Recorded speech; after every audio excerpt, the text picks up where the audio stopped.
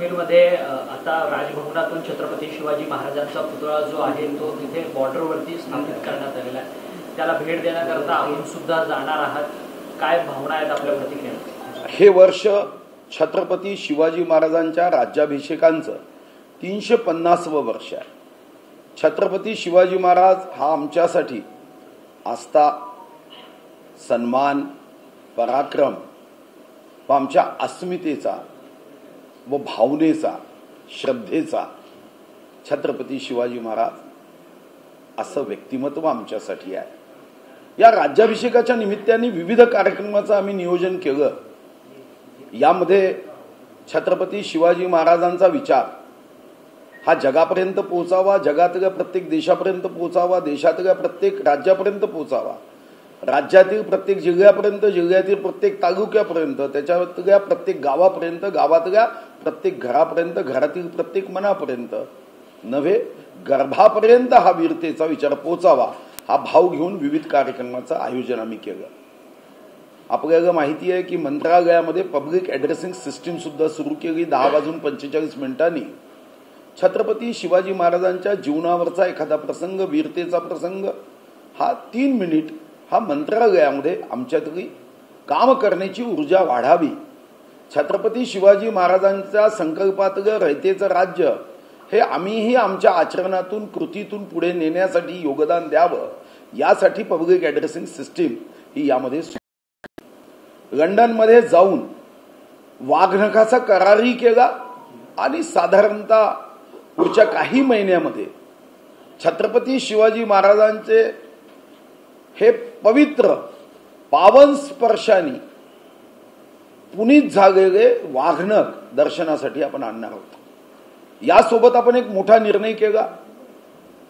राज्यामध्ये जगातलं सर्वात मोठं संग्रहालय आपण करतोय, ज्यामध्ये छत्रपती शिवाजी महाराजांशी संबंधित वस्तू, छत्रपती शिवाजी महाराजांचा इतिहास, त्यांच्या वीरतेचे प्रसंग, यामध्ये अतिशय पुरातन वस्तूपासून नवीन टेक्नॉलॉजीचा उपयोग करत जगातलं सर्वोत्तम संग्रहालय आम्ही करण्याचा निर्णय केला। अशा या सर्व संकल्पामध्ये आम्ही पुणेकर या संस्थेने आमच्याशी चर्चा केली। जेव्हा मी लंडनवरून वाघनखाचा करार करून परत आलो तेव्हा आम्ही पुणेकर या संस्थेने सांगितलं की 41 RR बटालियन जी कुपवाडा आणि उरी या भागामध्ये आहे, आपल्याला छत्रपती शिवाजी महाराजांचा स्टॅच्यू पाकिस्तानच्या सीमेवर उभा करायचा आहे। तेव्हा मी त्यांना असं म्हणालो की आपण सरकारच्या वतीने करण्याच्या ऐवजी लोकवर्गणीतून करू। त्यांना आम्ही मदतही केली आणि महामहिम राज्यपाल महोदय व आमचे आदरणीय मुख्यमंत्री एकनाथ शिंदेजींच्या हाताने पूजा करून मागच्या 20 तारखेला छत्रपती शिवाजी महाराजांचा हा स्टॅच्यू हा आपण भारत पाकिस्तान सीमेवर पाठवलाय। तिच्या आर्मीने अतिशय जोशात जल्लोषात स्वागत केलं आणि आज त्याचं काम साधारणतः पूर्ण होणार आहे। उद्या माननीय मुख्यमंत्री महोदय आणि मी स्वतः आम्ही त्या छत्रपती शिवाजी महाराजांच्या देखण्या पुतळ्याचं अनावरण करण्यासाठी जातोय। 7 तारखेला बरोबर 10:45 कार्यक्रम सुरू होईल आणि 11:15 वाजता या छत्रपती शिवाजी महाराज जे आमच्यासाठी आस्थेचं, पराक्रमाचं प्रतीक आहे, रयतेच्या राज्याचं प्रतीक आहे, अमृत महोत्सवी वर्षामध्ये लोकशाहीचा खरा अर्थ हा छत्रपती शिवाजी महाराजांनी त्या काळात आम्हाला सांगितला होता। त्या पाकिस्तान सीमेवर छत्रपती शिवाजी महाराजांचा तलवार उगारलेला हा स्टॅच्यू तिथं असणाऱ्या आर्मीमध्ये सुद्धा एक नवीन चैतन्य निर्माण करेल। आणि मला एका गोष्टीचा आनंद आहे, इथं छत्रपती शिवाजी महाराजांच्या पुतळ्याच्या आसपास 1600 आर्मी जवान असतात आणि त्यांनी आम्हाला शब्द दिला की आम्ही पुणेकर या संस्थेनी व महाराष्ट्र सरकारचे मुख्यमंत्री व आपण स्वतः सांस्कृतिक कार्य मंत्री म्हणून आम्हाला सर्वोपरी आपण मदत केली आम्हीही वचन देतो की हा जो आमचा महाराष्ट्र धर्म आहे यासाठी आम्ही जीवाची बाजी लावून छत्रपती शिवाजी महाराजांचा तो स्टॅच्यू त्याची रोज पूजा आम्ही करू आणि त्यांचा जो पराक्रमाचा विचार आहे तो घेऊन देशाच्या सीमेचं संरक्षण करू. तेव्हा मला आनंद झाला. काल मी लोकसभा अध्यक्ष माननीय ओम बिर्लाजी यांच्याशी चर्चा केली. ते काल राजस्थानमध्ये होते आणि महाराष्ट्र सरकारची एक महत्वाची इच्छा आहे की आता आपण सेंट्रल विस्टा म्हणजे नवीन लोकशाहीचं मंदिर संसद भवन बांधून पूर्ण झालं आहे. यावर्षी 350व्या राज्याभिषेकाचं औचित्य साधून मी माननीय लोकसभा अध्यक्ष ओम बिर्लाजींशी काल चर्चा केली की महाराष्ट्र शासनाच्या वतीने आम्ही त्या परिसरामध्ये राज्याभिषेकाचं औचित्य साधून छत्रपती शिवाजी महाराजांचा राजदरबार किंवा छत्रपती शिवाजी महाराजांचा एक भव्य Divya with light and sound असा पुतळा आम्ही तिथं उभा करू इच्छितो. लोकसभा अध्यक्षांनी आता मला भेटीची वेळ देण्याचं सांगितलं आहे. मी स्वतः मान्य लोकसभा अध्यक्षांची भेट घेऊन महाराष्ट्र सरकारच्या वतीने लोकसभा व नवीन संसद भवन परिसरात छत्रपती शिवाजी महाराजांचा एक इतिहास सांगणारा लाईट अँड साऊंडच्या माध्यमातून जेव्हा केव्हा तिथं लोक संसद भवन बघण्यासाठी येतील तेव्हा छत्रपती शिवाजी महाराजांचा इतिहास आणि लोकशाहीचा संबंध जोडत राज्य हे जनतेच्या हितासाठीच केलं पाहिजे हा संदेश घेऊन ते जाऊ शकतील आणि याबद्दल महाराष्ट्र सरकार हे सुद्धा सुतोवाच करताय. काल मी स्वतः व्यक्तिगत माननीय लोकसभा अध्यक्षांसोबत चर्चा केली. पहिलं मला व्यक्तिगत रीतीने जे काही माझं अल्पज्ञान असेल अपात्रतेच्या केसच्या संदर्भात तुम्हालाही माहिती आहे की जी कारणं आणि तर्क दिल्या गेली आहेत त्यामध्ये मला व्यक्तिगत रीतीने मला जे काही अल्पज्ञान असेल त्यातून मी हे निश्चित सांगू शकतो की अपात्र होणे नाही. केस टाकता येते का तर शेवटी प्रत्येकाला न्याय मागण्यासाठी केस टाकता येते. पण ठीक आहे तुम्ही म्हणता तसं अघटित काही घडायचं असेल तरीही देवेंद्रजींनी अतिशय स्पष्टपणे सांगितलं त्याचा मुख्यमंत्री पदाशी संबंधच येत नाही. त्याचा संबंध मुख्यमंत्री पदाशी दुरान्वय येत नाही. कारण मुख्यमंत्री म्हणून जर त्यांना कार्य करायचं असेल तर ते विधान परिषदमध्ये सुद्धा जाऊ शकतात जसं उद्धवजी गेले होते. आणि म्हणून याचा त्याच्याशी संबंध जोडणं मला वाटतं की काहीही कारण नाही. हे कपोकल्पित आहे, या दंतकथा आहे आणि हे त्या लोकांसाठी कथा आहे ज्यांना क्षणिक आनंद हवा की हे सरकार गेलं माननीय एकनाथ शिंदेजी पदावरून गेले. कारण काही लोक आहेत की ज्यांना एकनाथ शिंदेजींबद्दल व्यक्तिगत आकस आहे, राग आहे आणि म्हणून त्यांना अशा कथेतून ते असं मनात आणत असतात की चले गए. मी तुम्हाला निश्चितपणे सांगतो आणि मी आज नाही तुम्ही मला पुन्हा फरवरीमध्ये एक पत्रकार परिषद आपण घेऊ. एकनाथ शिंदेजींच्याच नेतृत्वात 2024च्या निवडणुका होतील. दिवाळी आधी सगळ्यांचं गोड बातमी जरा असं दिवाळी तोंडावर आली अजून गोड बातमी काही येत नाहीये. नाही गोड बातमी कुठे रखडलंय नाही गोड बातमी जी म्हणजे मी वाचली मी ऐकली ती सन्माननीय आमदार राणेंनी मराठा आरक्षणाच्या संदर्भात ते वक्तव्य केलं. ही गोड बातमी मंत्रिमंडळाच्या संदर्भात कोणी म्हणाले असेल तर मला माहित नाही. त्याचं उत्तर त्यांना घ्यावं. असा आहे मंत्रिमंडळाचा विस्तार कधी होईल हा माझ्या सिलेबसमधला प्रश्नच नाहीये. हा सिलेबस आहे फक्त आणि फक्त एकट्या मुख्यमंत्र्यांचा सिलेबसमधला प्रश्न आहे. तुम्हाला जर याचं खरंच उत्तर पाहिजे का तर मग माननीय मुख्यमंत्री महोदयांना विचारलं पाहिजे हा आमच्या सिलेबसचा प्रश्न आहे का. आणि मंत्रिमंडळाचा विस्तार हा अशी चाय पे चर्चा करून कोण मंत्री होईल असं केलं जात नाही.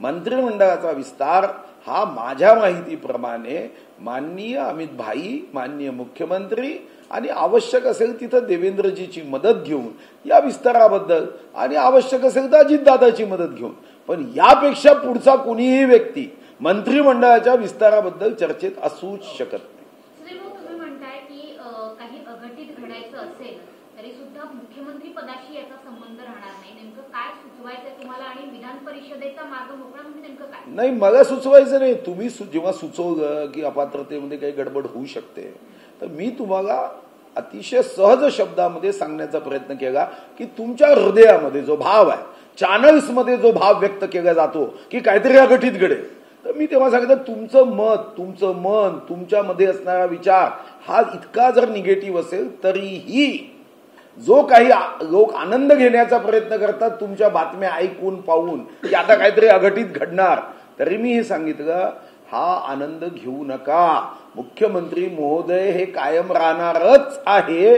2024ची निवडणूक त्यांच्याच नेतृत्वात होणार आहे हे देवेंद्रजींनी एकदा नव्हे दोनदा ठणकावून सांगितलं आहे. आणि मलाही जी माहिती आहे त्या माहितीनुसार टीव्ही चॅनल्सच्या बातम्या पाहून ऐकून जो क्षणिक आनंद घेतोय ना, तो क्षणिक आनंद घेऊ नका. दुकानाच्या बाहेर उभं राहून त्या दुकानातली वस्तू आपली आहे असं समजून आनंद घेणारे लोक आणि टीव्ही चॅनल्सच्या बातम्या पाहून आता काहीतरी एकनाथ शिंदे साहेबांचा बदला आम्ही चुकवला आहे हा भाव घेणारे लोक, याच्यामध्ये फारसा फरक नाही. चंद्रचूड यांनी न्यायाधीश जे चंद्रचूड आहेत ते वारंवार विधिमंडळाचे जे अध्यक्ष आहेत त्यांच्यावरती परखड मतं जी आहेत ती व्यक्त करताना पाहायला मिळत आहेत.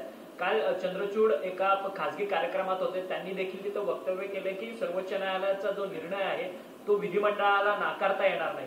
नाही, हे बरोबर आहे की सर्वोच्च न्यायालयाचा निर्णय हा असणाऱ्या कायद्याच्या अनुसार असतो. सर्वोच्च न्यायालयाने त्यांना कोणाच्या बाजूनी निकाल द्या असं सुचवलं नाही आहे.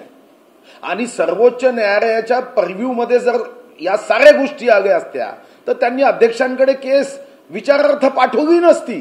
कदाचित सर्वोच्च न्यायालयाने सांगितलं असतं की याचा निर्णय आम्ही देतो. आणि म्हणून सर्वोच्च न्यायालयाचं फक्त मत काय आहे की याचा निकाल समोरचा पक्ष घाई करतोय, समोरच्या पक्षाला असं वाटतंय की निर्णय जो आहे तो नैसर्गिक न्याय तत्वानुसार असो अथवा नसो वेगानेच केला पाहिजे. याबद्दल तर देशाचं एक मत आहे. म्हणजे ती केस विधिमंडळासमोर असेल की या देशातल्या कोणत्याही न्यायालयासमोर असेल, जो अपील करतो त्यांना स्वाभाविकपणे वाटतं की माझ्या केसचा निकाल हा वेगाने लागावा.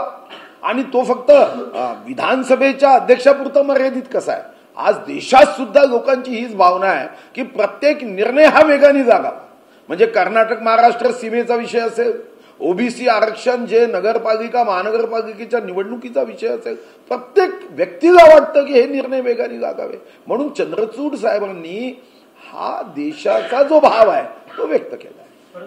सुप्रिया सुळे यांनी असं वक्तव्य केलेलं आहे, बारामती लोकसभा मतदारसंघामध्ये ज्या निवडणुका होतात त्या निवडणुकीमध्ये अजित पवार गटाकडून पैसे वाटले जात आहेत.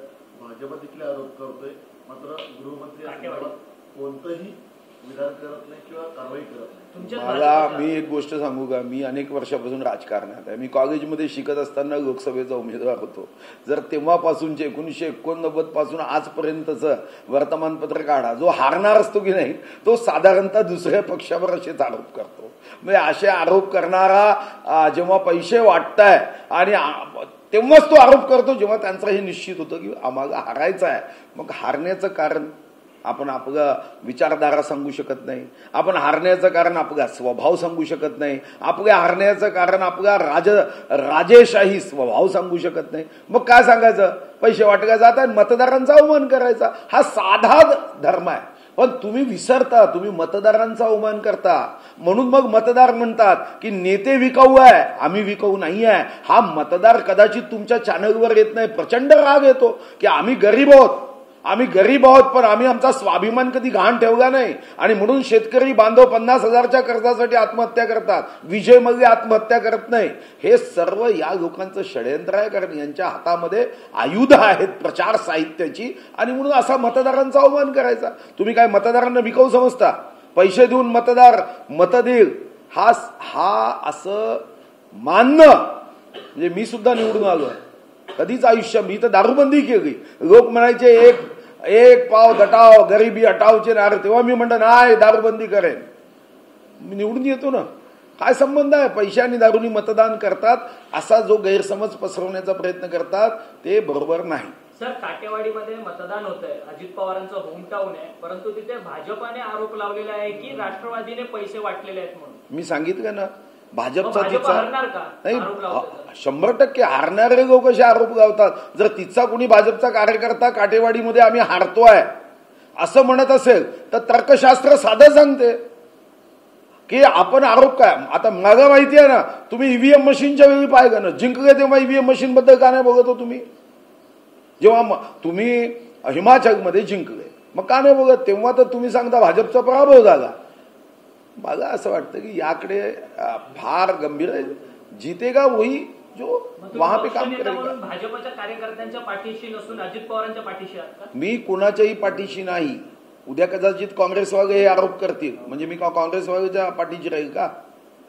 मी तुम्हाला तत्व सांगतोय, तुम्ही मला ट्विस्ट करू नका माझ्या वाक्याला कृपया. मी तुम्हाला सांगतोय की जेव्हा सुप्रियाताई असेल किंवा सुधीर मुनगंटीवार असेल, जेव्हा आम्ही असं म्हणतो तेव्हा आम्ही पराभव कबूल करण्याच्या मार्गावर जातो. हा अनुभव मी 1989 पासून घेतोय. सर, बीडमध्ये जो काही हिंसाचार झाला त्या जाणून बुजून ओबीसींना लक्ष केलं गेलं अशी चर्चा आहे. जयदत्त क्षीरसागर म्हणतात की निजाम आणि ब्रिटिश काळापासून देखील हे गंभीर होतं. मला असं वाटतं की आता हा विषय संपला आहे. याबद्दल गृह विभाग शोध घेतोय.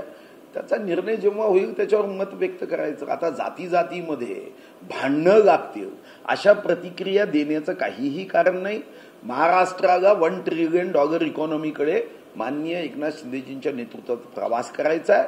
चांगले निर्णय करायचे आहे. सब समाज को साथ लिए हमको है आगे बढ़ना. अशा प्रसंगात हा माननीय पंतप्रधान नरेंद्र मोदीजी ओबीसी आहे, राहुल गांधीजी ब्राह्मण आहे असं सांगण्याचं काही कारण आहे का. अशा याच्यामध्ये कशाला जायचं. हे मराठे एकनाथ शिंदेजी.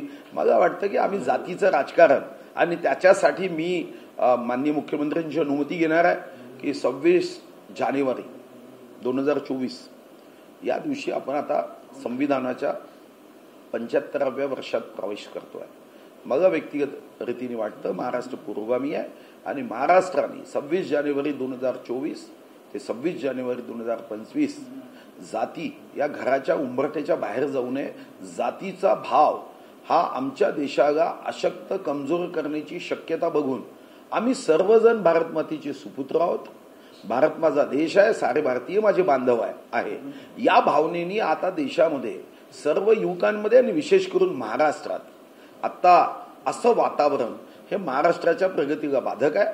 आणि मी मुख्यमंत्री मोदींशी चर्चा करणार आहे पुढच्या मंत्रिमंडळाच्या बैठकीत 26 जानेवारी 2024 ते 2025 पर्यंत आम्ही सर्व जातीच्या प्रमुखांना एकत्र, कोणत्याही जातीचा प्रमुख असेल, एकत्र बसलं पाहिजे आणि महाराष्ट्राच्या प्रगतीसाठी आपापल्या जातीच्या माध्यमातून काय आपण योगदान देऊ शकतो आणि त्यासाठी सरकारने सुद्धा $1 ट्रिलियन इकॉनॉमीमध्ये सबका साथ, सबका विकास, सबका प्रयास, सबका सन्मान या दृष्टीने कार्य करण्याच्या दृष्टीने एक मोठं नियोजन करण्याची आवश्यकता आहे. आणि त्याचा एक प्रस्ताव मी तयार केला.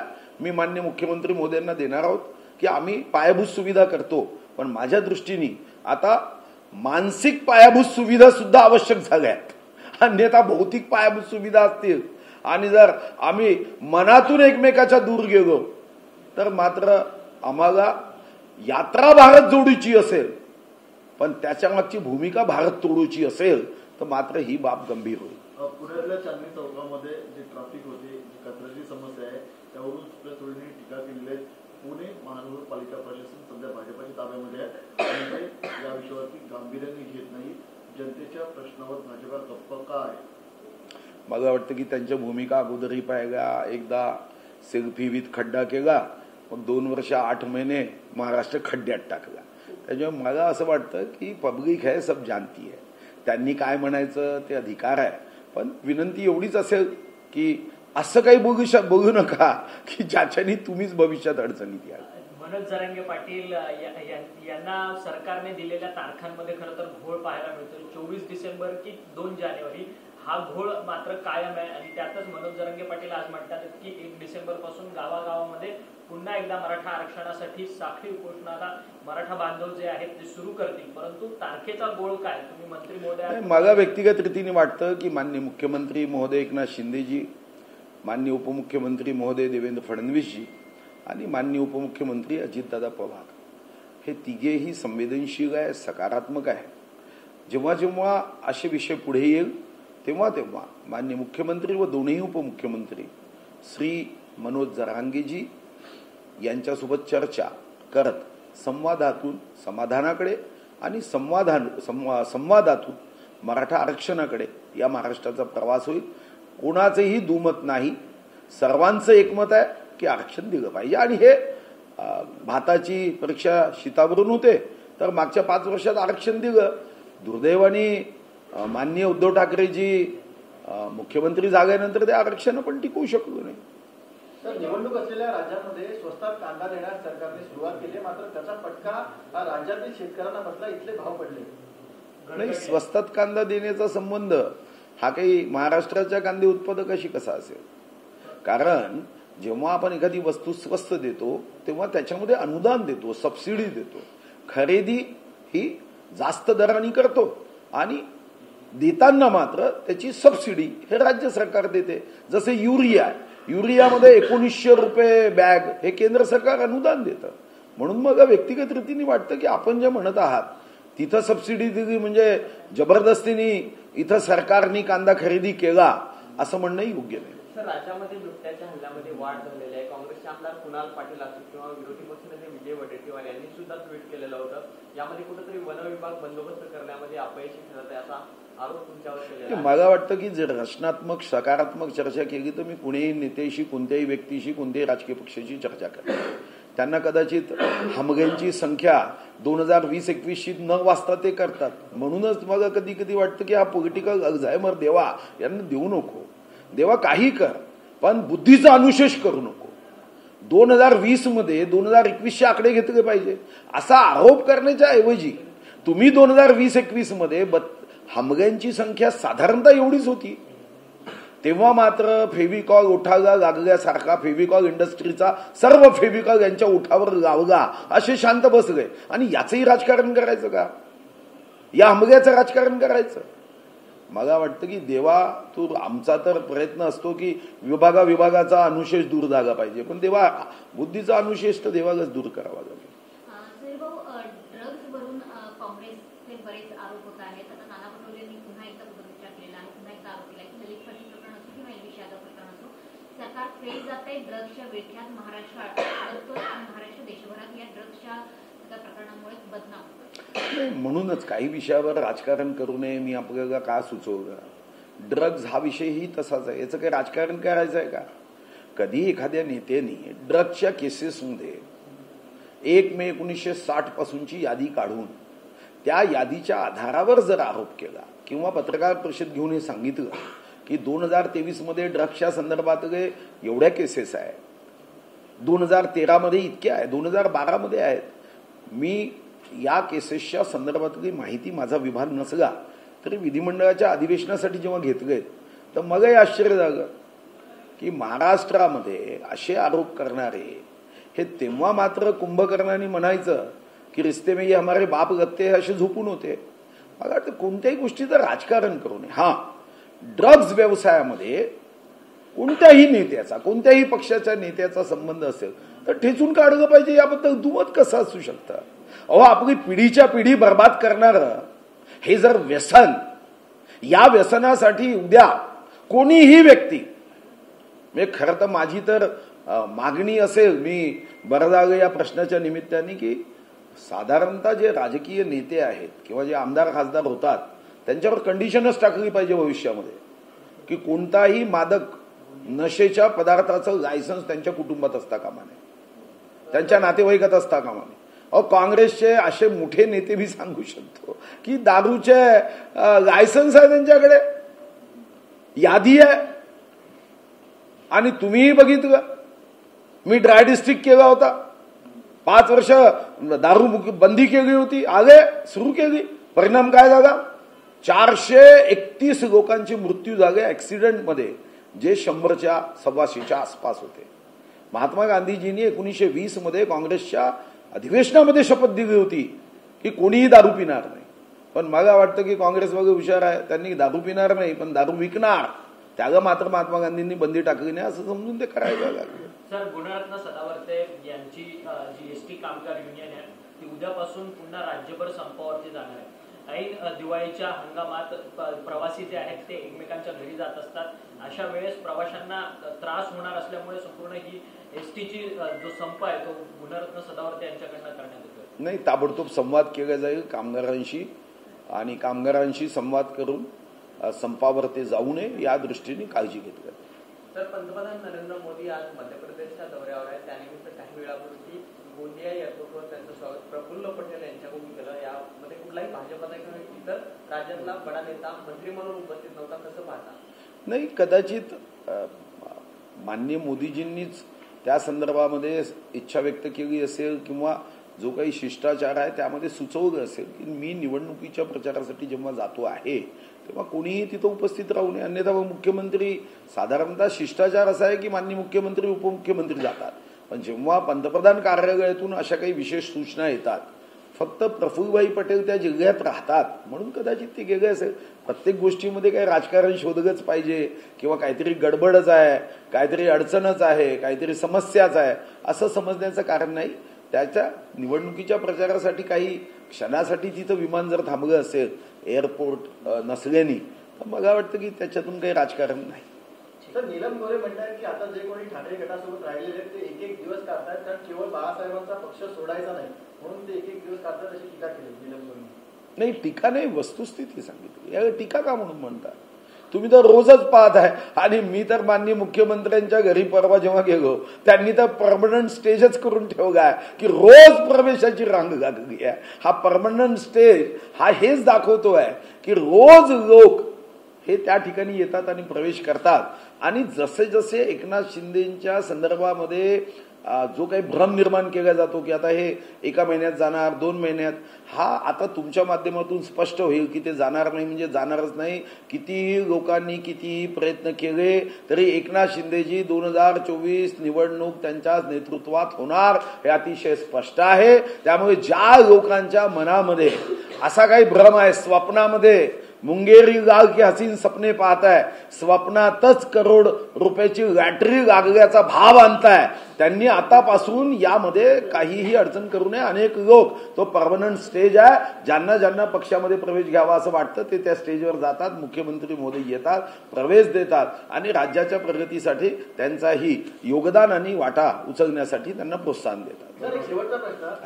आंदोलनानंतर 2 लाख कुटुंबांना कुणबी प्रमाणपत्र मिळालं अशी चर्चा आहे, तर त्याबद्दल काही सांगा. नाही, माननीय मुख्यमंत्री महोदय या संदर्भामध्ये वेगवेगळी त्याच्यातली माहिती आपल्याला देत जाईल आणि आम्ही ठरवलं आहे की या आंदोलनाच्या संदर्भात जे जे प्रश्न असतील त्याची अधिकृत माहिती किंवा त्यावरचं भाष्य माननीय मुख्यमंत्री महोदय किंवा माननीय दोन्ही उपमुख्यमंत्री महोदयांनीच करावं. अन्यथा या विषयामध्ये कधी कधी ट्विस्ट करून कारण नसताना या वातावरणामध्ये बिघाड करण्याचा प्रयत्न होतो आणि म्हणून या संदर्भात जी काही भूमिका आहे आणि सरकार जो न्याय देण्याच्या दृष्टीने काम करत आहे त्या बाबतीत माननीय मुख्यमंत्री एकनाथ शिंदेजी, माननीय देवेंद्रजी किंवा माननीय अजितदादा हे भाष्य करतील.